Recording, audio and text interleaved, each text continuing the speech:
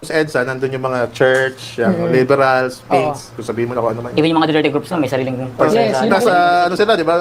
Liwasang Bonifacio. Oo, yun pero nakita mo yung mga, teka lang chismis lang, nakita niyo yung mga Duterte sa EDSA, yung napagsuntukan? Ay, hindi. Meron ba? Oh, Hindi ko alam. meron.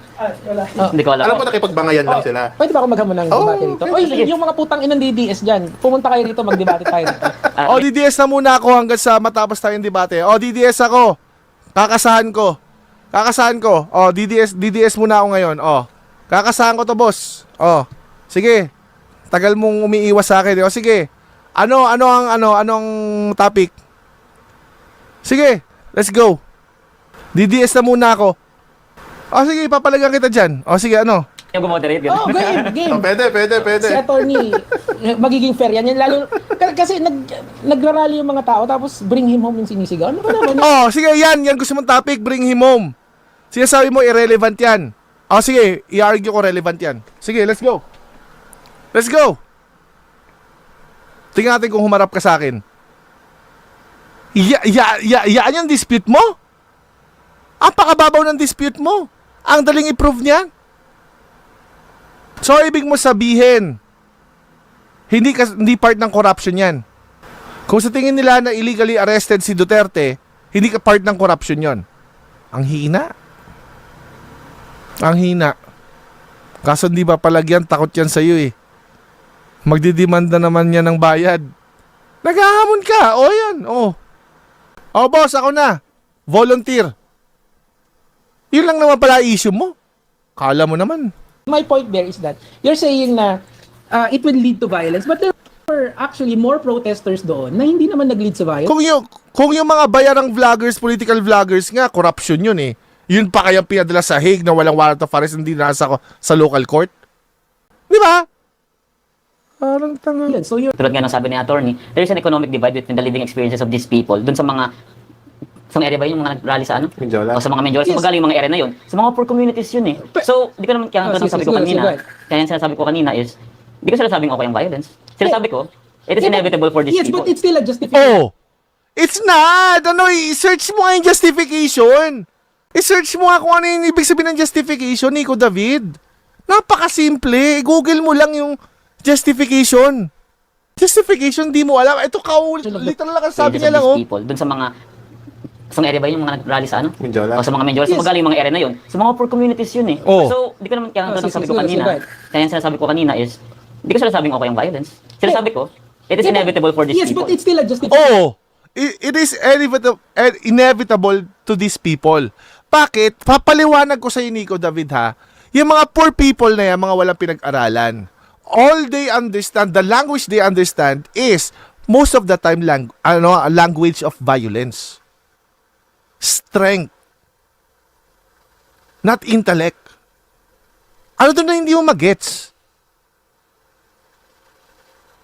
Parehas lang naman yan eh. Ang pagkakaiba lang yung expression. Of course, the intellectual ones will express yung violence nila in an intellectual manner. Ito physical.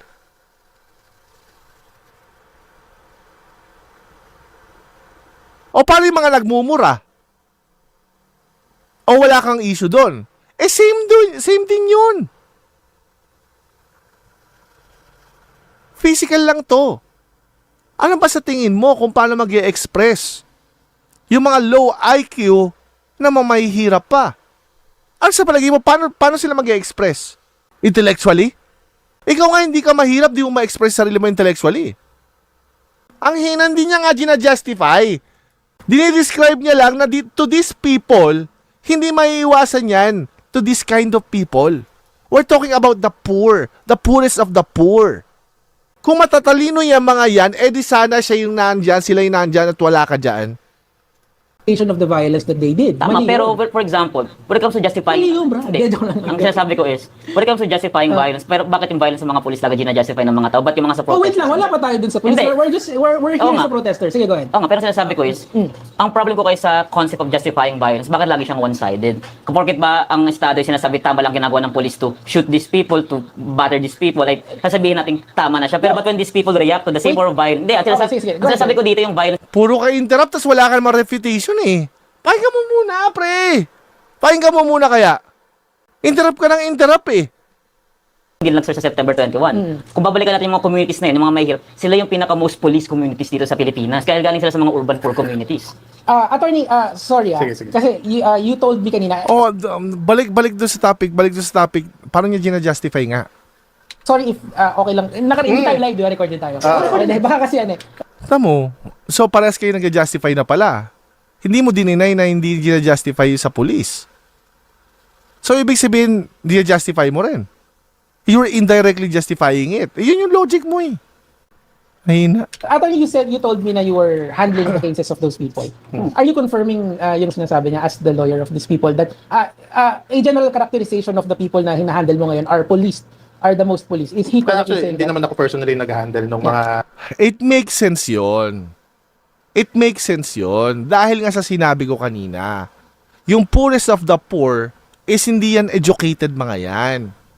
Okay, low IQ and then yung status ng buhay nila. Ano sa palagi yung paano sila mag-i-express? The only language they understand is violence. That's it. Kaya nga yung mga bobo dito sa live chat na di ba? Nagamo suntukan na lang. Because those are the people na walang intellectual capacity. Of course, ano nila express?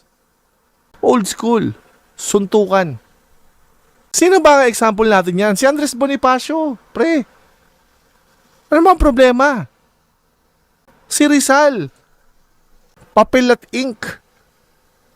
Si Bonifacio. Sa violence. Anong mahirap intindihin doon?